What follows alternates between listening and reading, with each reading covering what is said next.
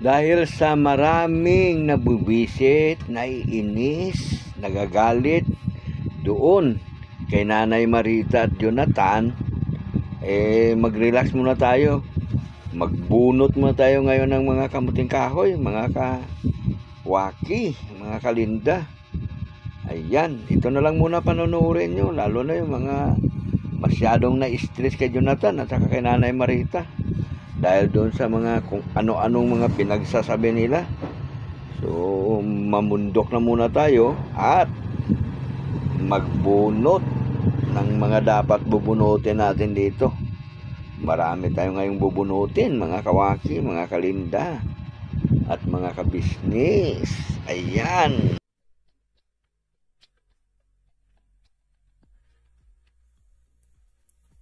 Grabe mga kapiwak, ang laki na laman, oh. Wik wik, wak wak, wak wak.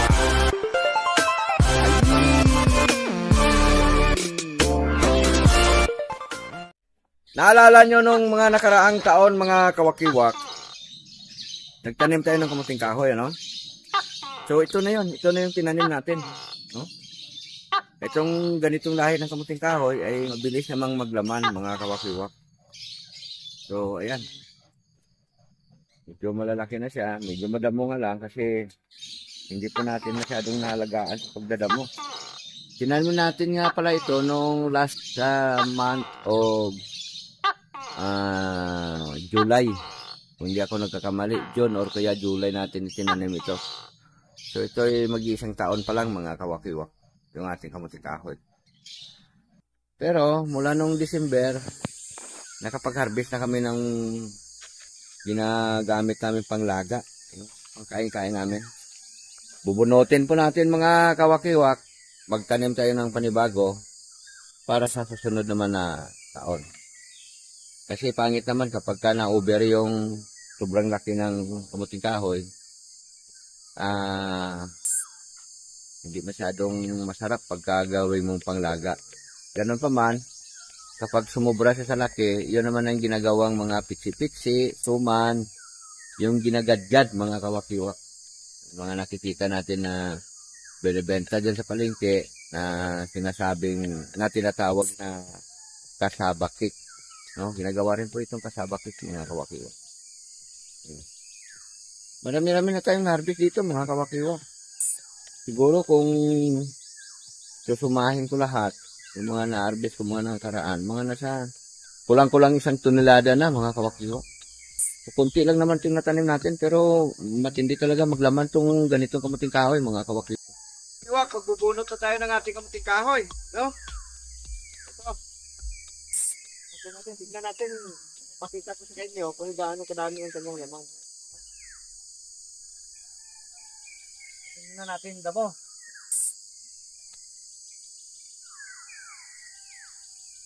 Kasi nasabit po yan pagka hindi mo tinanggal yung damo. Sabit sa laman.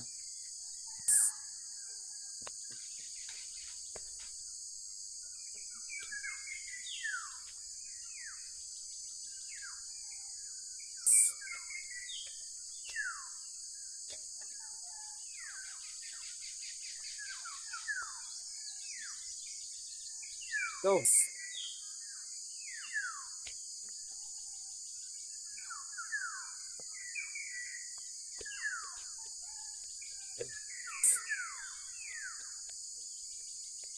ito ay maliit na puno, no?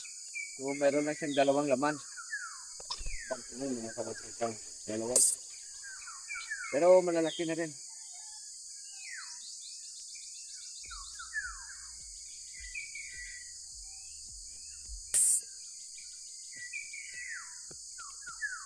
Ito, medyo malaki-laki puno to, mga kawakiwak.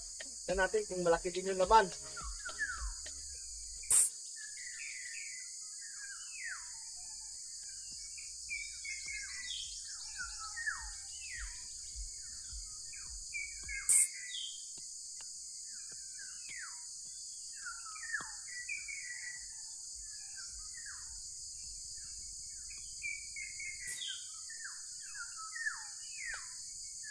Ayan. Malaking puno, malaki rin ang laman. At malaki. No? Nice. Marami itong laman niya. Siguro mga nasa 3 kilo po ito, mga kawakiwak.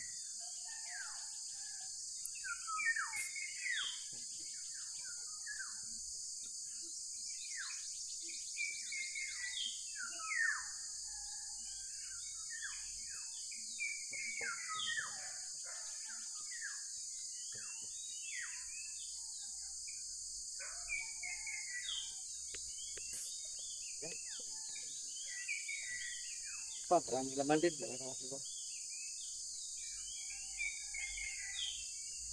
Kapag nagbunot kayo ng kamuting kahoy, mga kawakiwak, tignan nyo.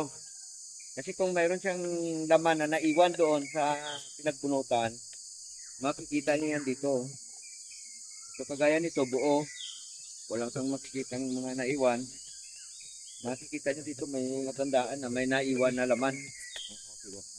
So kagaya nito, buo siya. Walang naiwan. Magandang magbunot ngayon ng kamuting kahoy, mga kawakiwak, kasi ilang araw na umulan. Kaya yung lupa nalambot. Hindi naiwan yung kanya laman kapag na binunot natin, mga kawakiwak.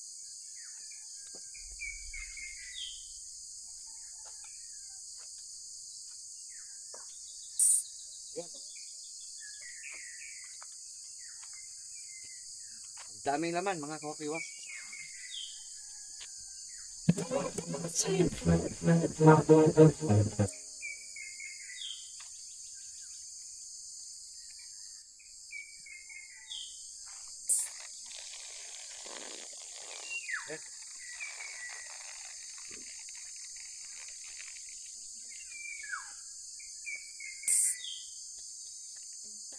So, may isang puno dito na napakalaki, mga kawakiwak. Yan.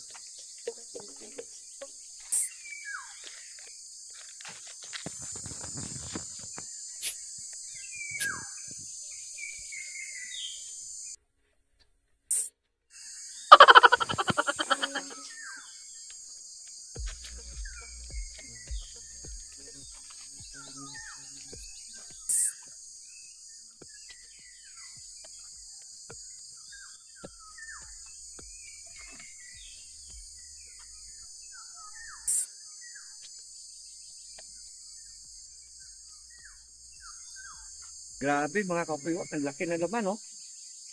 Oh. Oh. Ang laki. Hindi ko masakop, oh. Nice. Hindi ko masasara ng kamay ko. Oh. Ayan, oh, mga kawakiwak, oh. Ayan. So may imagine nyo siya kung gaano siya kalaki, mga kawakiwak, yung kanyang laman. Hindi na isasara ng kamay, eh. Ito rin, oh. Oh. Hindi rin masara ng kamay. Pagka medyo maliit, yan, kagaya nito, sobra-sobra kamay natin. Ayan. Pero ito talagang isang ito, malaki talaga. Kasi malaki yung kanyang puno. Kapwesto siya doon sa magandang lugar, kaya ganyan.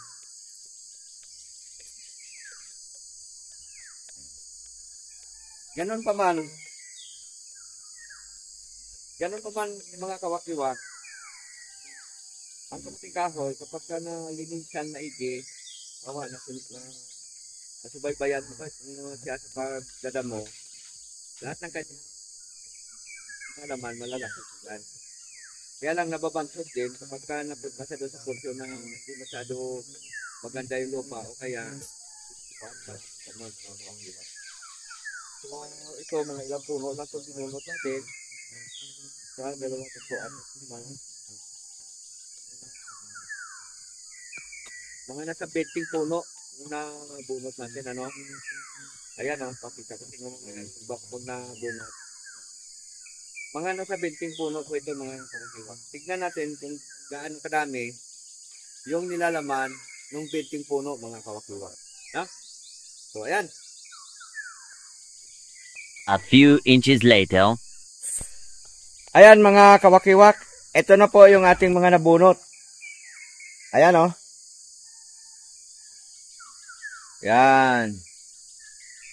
Yung kamuting kahoy natin dito, mga kawakiwak, yun yung kulay dilaw.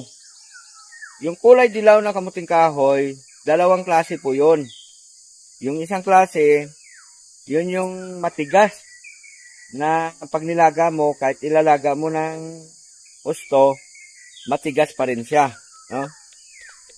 Yun yung mga sinaunang margarine na kamuting kahoy na kung tawagin. Pero ito ngayong variety na klase ng kamuting kahoy, dilaw din po siya. Pero malabo siya at saka matamis kapag kinain. Saka kunting pakulo lang, kunting tubig lang. Yan, yung kamuting kahoy na yan, mga kawakiwak. Ano? Ito yung isang klase ng kamuting kahoy. Variety din po ito, mga kawakiwak. Pero ito naman, puti ang kanyang laman. Yan. Ayan o. Matindi din kung maglaman yan, mga kawakiwak. Marami rin. Ayan o, malalaki din ang laman niya. Yan. Ito pa, yung ating nabunot, mga kawakiwak. Ayan o. Yan. So ito, mga nasa 10 puno po yan. So ayan, mga kawakiwak oh.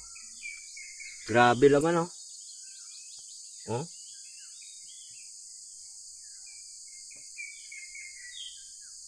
Ayan.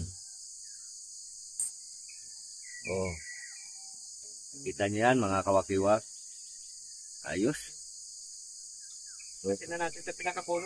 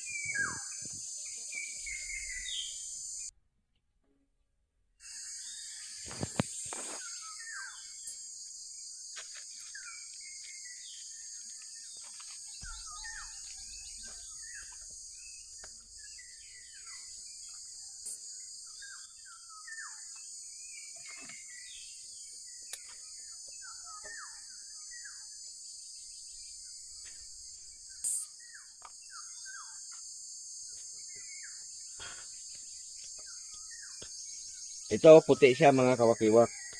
Yan. Putian.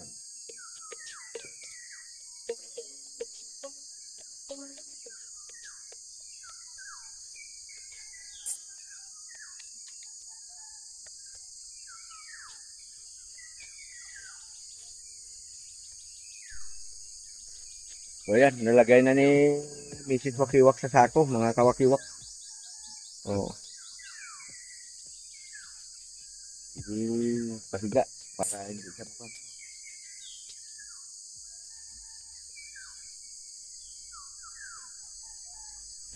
Yung puti, pag-iwala yun.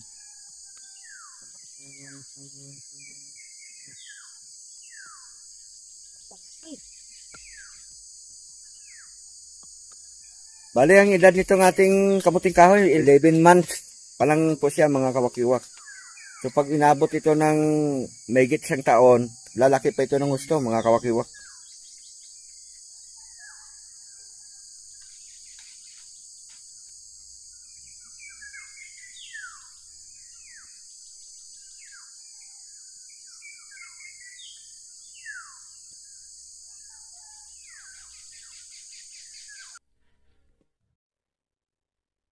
Dalawang tagkakalating sako na. Yung na-harvest natin.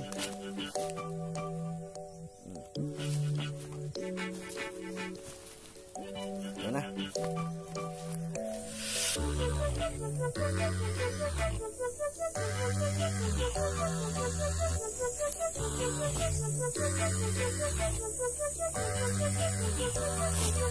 Sinama na rin natin yung dahon mga kawakiwa. Sarap gataan yan. Ihalo sa sipon o kaya baboy. Kaya kahit ano, pwede yan. Daing, tambakol, pwede rin. Sardinas, pwede rin. Tuyo, pwede rin. Basta gataan mo siya, masarap yan mga kawakiwa.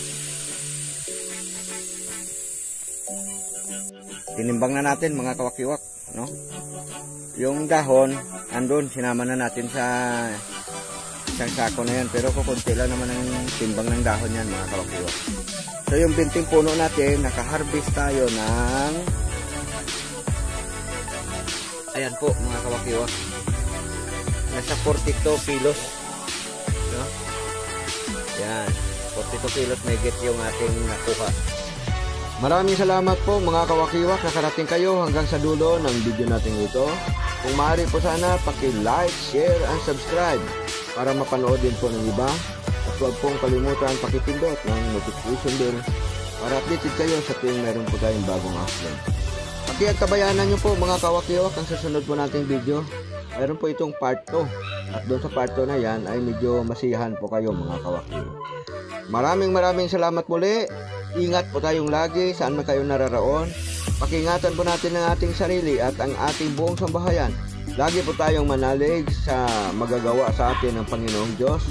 At manalangin po tayo na iligtas niya po tayo sa iba't ibang uri ng kapahamakan mga kawakiwa.